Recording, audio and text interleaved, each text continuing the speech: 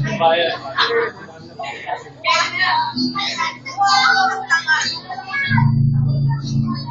Tayo ay nandito dito upang masaksiyan ang magaganap na kasalan ni Daryl at ni Ana.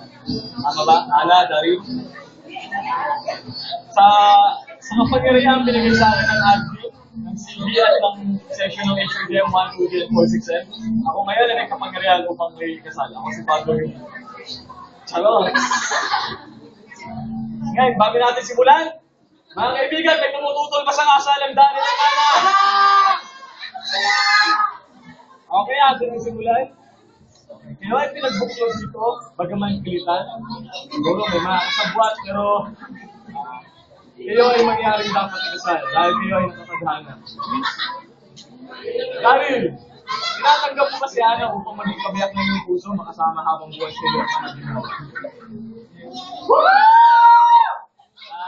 Ana, tinatanggap mo ba maging kabiyak ikaw si Daryl upang makasama sa hirap o ginawa? Okay? Bago matapos yung seremonya, Daryl, Ana, I now pronounce you husband and wife.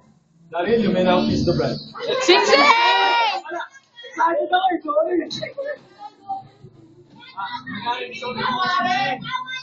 Makaliwa. At, Ana, isuot mo kay Daryl sa kaliwang kamay din.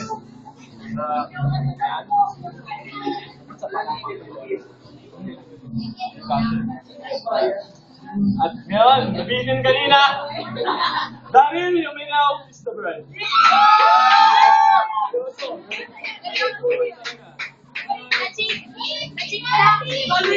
Salim!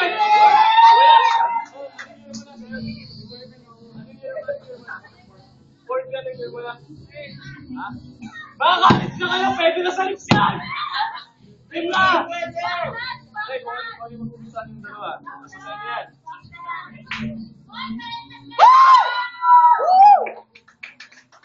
Bago kayo lumisan, Daryl pumirma, Daryl,